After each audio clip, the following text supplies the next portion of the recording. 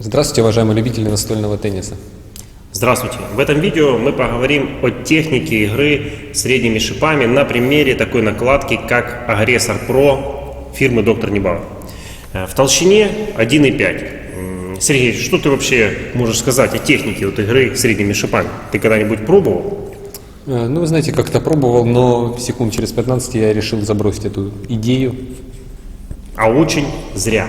Чем интересна техника игры средними шипами? Чем же? Она основана тем, что можно делать, и в этом принимает участие всего лишь кисть и чуть-чуть предплечье. Кисть и предплечье, Сергей. Я надеюсь, головной мозг принимает участие в этом движении? У некоторых игроков принимает. На чем будем тестировать? И это, кстати, очень важно. Тестировать мы будем на основании High Cypress Carbon от фирмы Доктор Нибауэр. Интересно, понятно, оно очень быстрое, в плюс, но толщина, Сергей. То есть впечатляет. Довольно толстенькое это основание. Почему доктор сделал основание таким большим? Мне кажется, знаете, как некоторые люди покупают себе большие машины. Вот теннисисты... Статусность, ты думаешь, статусность, важность, да? Теннисисты покупают себе толстые основания. Хороший. Ты знаешь, на одном из симпозиумов среди докторов Нибауэра, который я посетил, мне рассказали...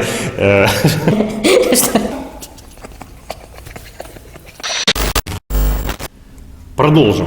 Так вот, Сергей, там рассказали, что вот такой массивный... Продолжим. Так вот, разработчики сделали такой размер основания для того, чтобы лучше чувствовать угол. Соответственно, кистевые удары обретают прямо разрушительную силу.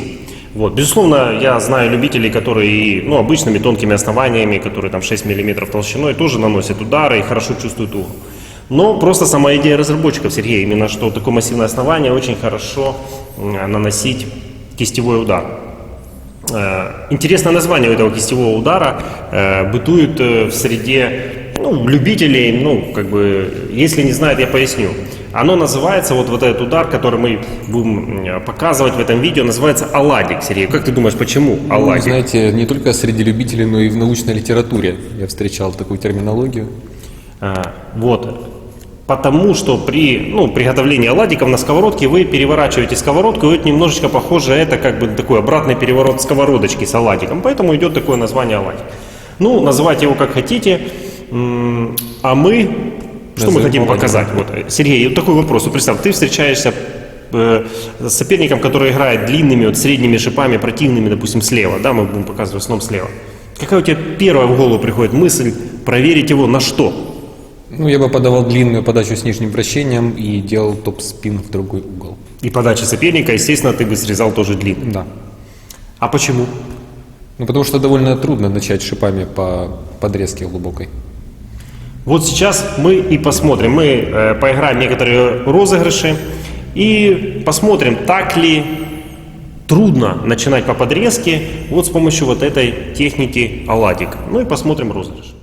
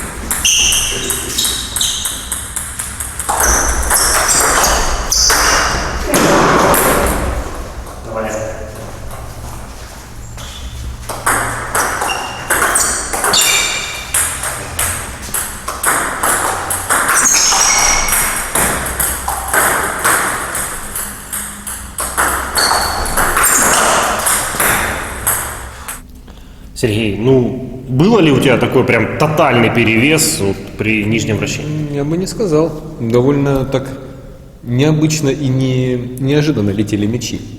Казалось бы, вы делаете коротенькое движение, а мяч там бах и по углам, и я даже не успеваю среагировать. Самое интересное, что тут можно даже начинать, продавливая мяч и чуточку давая вращение. Тем самым, игроки, мастера уровня Сергея, естественно, все перекручивают. И, соответственно, если на большой скорости не обратять внимания, что мяч прокрученный, мяч может или улететь за стол, или сорваться. Вот. Я считаю, что были розыгрыши в целом равные, и никакого минуса или какого-то преимущества в том, что ты даешь мне нижнее вращение длинное, а я слабо начинаю, ты сразу переходишь просто разрушительным атакам, не было. То есть была равная игра, если что-то ты угадал, выходил ногами, выиграл, если нет, то тебе, конечно же, надо смотреть на приходящий мяч. Хорошо, Сергей, допустим, этот план у тебя провалился с нижним вращением. Что ты будешь делать дальше? Я попытаюсь срезать и играть вторым номером с вами. Вторым номером, тем самым, предоставив мне плоский мяч, так? Ты давал нижнее вращение, а теперь ты вернешь, допустим, мою атаку, или будешь давить с помощью подач, плоских уже подач, не с нижним вращением. Тем самым попробовав получив удобные мячи. Я же, в свою очередь, попробую полностью продавить этот плоский мяч, направить вперед, чтобы на сторону Сергея прилетел, наверное, можно назвать почти подрезк. Гадость. Да, гадость и сладость. Вот. Смотрим, что с этого получилось.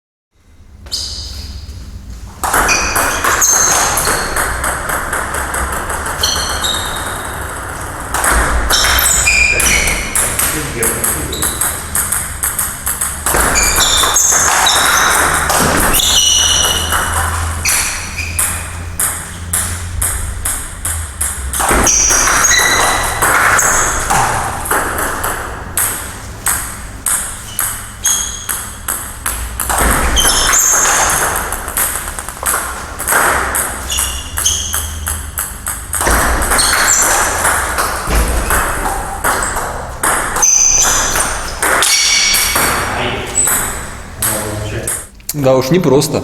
И уже и эта тактика не приносит стопроцентный результат. Вот интересно, когда мне удавалось полностью технически это движение, направить мяч, ты ошибался, ты долго оценивал, и потом в конце концов мяч у тебя срывался. А если я все-таки где-то халтурил, тянул руку вверх, что у меня бывает все-таки, много тестирую, нельзя сказать, что я тренируюсь, как некоторые, и это вылазит у меня наверх, то, конечно, тебе удобно было, и позиции были удобные. Поэтому плоские мячи, получаются, одни из самых приятных, если вы технически вооружены таким движением вперед, коротким, чуть-чуть тут предплечья, и направляете, прижимаете, продавливаете, одновременно ударяя шар. Вот такое прямо выражение сказал Сергей. Это сильно. Хорошо, провалился тебе этот план, и что ты будешь делать? Я уже проигрываю 2-0 по сетам, и нужно как-то возвращаться в игру. Что я буду делать? Я буду валить с двух рук. То есть со всей силы ты делаешь топ-спины. Посмотрим. Сергей подает, я отдаю ему под атаку. И посмотрю, каково это принять мощь и агрессию нападающих.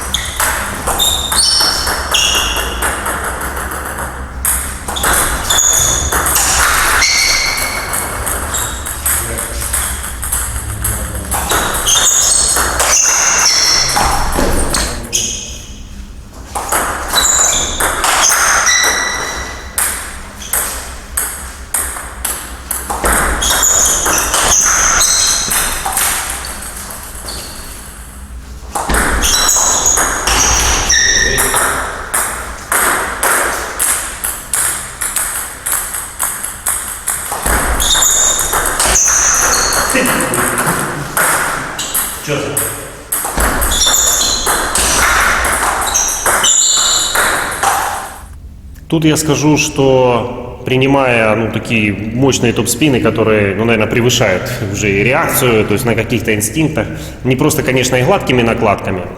Я скажу, что, наверное, все-таки у тебя было преимущество, но если все-таки подставлял мяч, то мяч летел такой, что ты не мог продолжать атаку.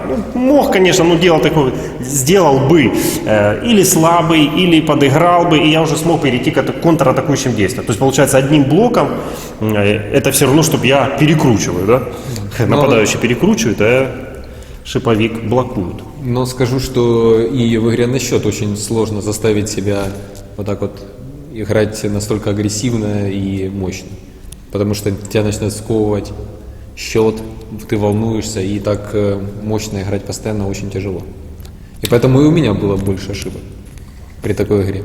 И играл бы я, наверное, менее мощно. Менее мощно, по сути дела, представьте, если я 2-0 веду по счету, то этот сет мы играем на равных, и вот 9-9, и тут Сергей все-таки выберет, наверное, где-то аккуратный топ-спин, и я получу свои шансы, не знаю, реализую или нет, неизвестно, но шансы обязательно получу. Ну что, перейдем к выводам. Какие выводы, Сергей? Я хочу обратить еще раз внимание. Топ-спин слева. Представь, действует локоть, это современный, да, со стола. Предплечье, кисть, еще выпрямляешь плечо. Гораздо это движение технически сложнее, чем оладик шипами. Но такой же ли эффект? Слушай, по этим моментам, что мы показали, я считаю, что эффект такой же. Ты, безусловно, на стороне гладкий, что эффект не такой же, все равно там. Я называю это гладкий шовинизм. Поэтому я считаю, что потратив то количество времени на отработку топ-спина, то кисть, то предплечье, можно добиться более вкусных и качественных оладиков. Интересно. Повысить скорость, допустим, в начале по подрезке, в контратаках, скажем так, в техническом плане углубиться глубже, чем пока ты только ставишь эту технику, Сергей, вот так вот. И я тебе скажу, что уже детишки туда 6-летние набора, то есть я их как раз и кормлю этими оладиками, чтобы они потом кормили соперников. Мне кажется, они уже, по-моему, такие же толстые, как ваши основания. Об этом мы поговорим, покажем в следующем видео. До новых встреч.